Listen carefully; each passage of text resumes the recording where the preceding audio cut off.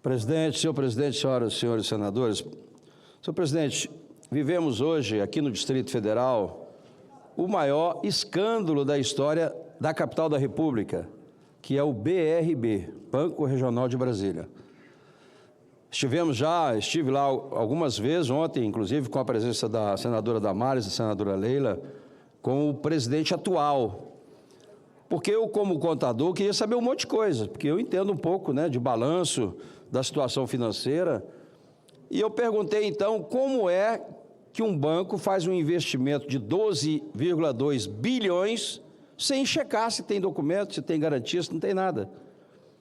E ele me disse que usaram alguns argumentos e utilizando alguns mecanismos de fatiar os investimentos, e fatiando não precisaria de autorização do Conselho. Então foram fazendo isso, e chegou nesse escândalo aí que hoje o BRB tem mais ou menos 21 bilhões de títulos do banco, que 11 bilhões, 12 bilhões não vale nada.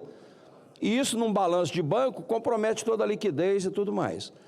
A solução que esse presidente encontrou foi encaminhar para a Câmara Legislativa um projeto de lei para criar um fundo imobiliário para gerar recursos para poder fazer integralização de capital, porque o Banco Central vai exigir pelo menos 8 bilhões de investimento para realmente salvar o banco.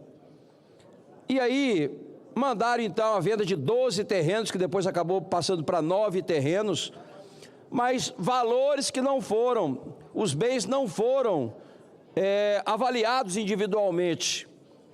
Há indícios de que esses bens possam ultrapassar 20 bilhões. Então, como é que os deputados dão um cheque em branco, de uma perspectiva de ter 20 por 6?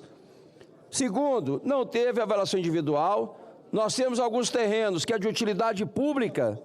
Senador Cajuru, 2 terrenos. Um é da CAESB, que é a Companhia de Água e Esgoto aqui do DF, e a outra da SEB, que é a Companhia de Eletricidade. Aí deram os terrenos como garantia de um financiamento que nem sabe se vai conseguir, mas uma série de outras irregularidades, que a lei orgânica, ela estabelece uma série de critérios, inclusive a lei de responsabilidade fiscal. A lei de responsabilidade fiscal diz que o financiamento é no máximo 30% da receita corrente líquida, e a solicitação que fizeram ao banco, lá para a Câmara Legislativa, é muito superior a isso. Então isso também compromete tudo isso.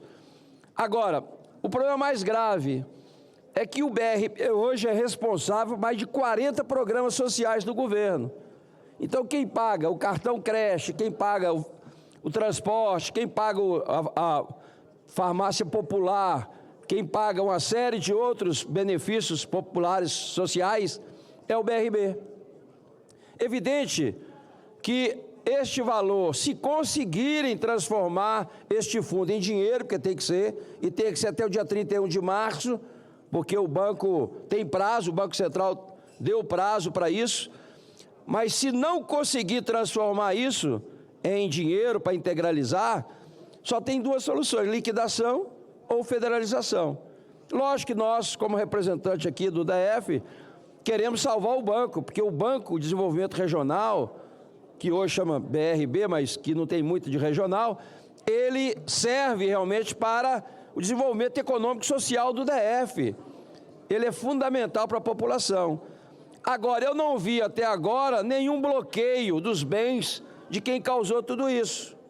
Eu até sugeri aqui ontem que pegasse os bens adquiridos pelo governador da posse até hoje.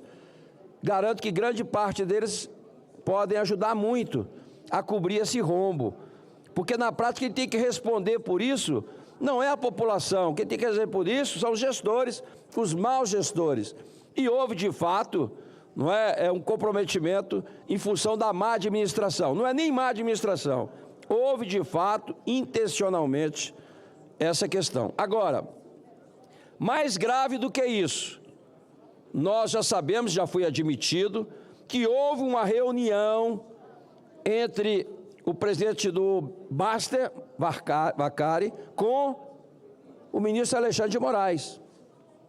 E vazou essa reunião, não foi desmentida, de que nessa reunião ligaram para o Paulo Henrique, que é o presidente do BRB, e diz: olha, o homem está aqui. Então ele foi para a reunião. Lógico, uma reunião com o ministro Alexandre de Moraes, com o presidente do BRB e o presidente do Master, lógico que o assunto era BRB, era a compra do Master.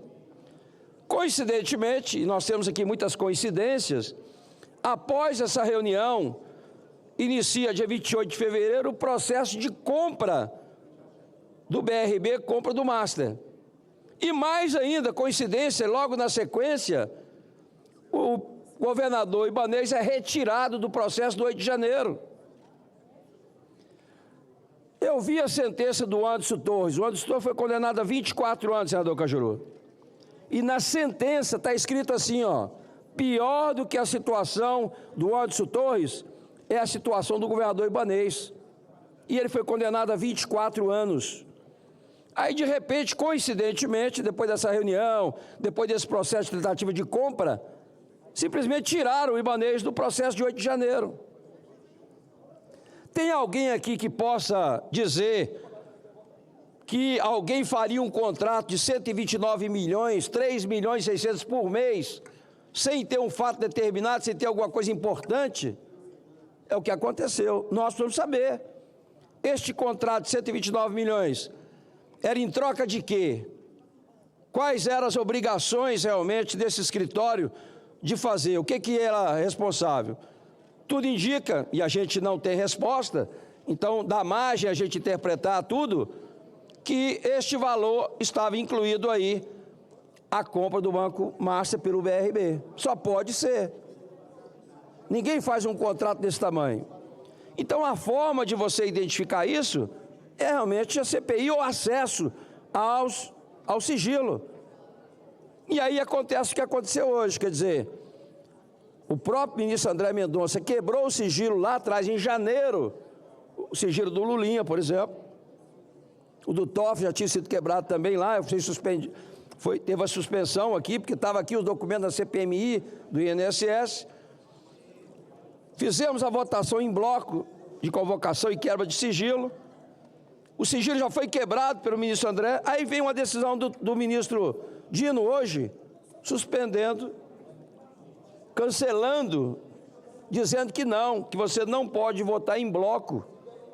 Quebra de sigilo tem que ser votação individual. Eu participei de todas as CPIs como deputado e como senador, pelo menos umas 20. Nunca aconteceu isso em nenhuma delas. Sempre houve votação em bloco. Quantas votações nós votamos aqui na Câmara, na CPI, nas comissões em bloco? É comum.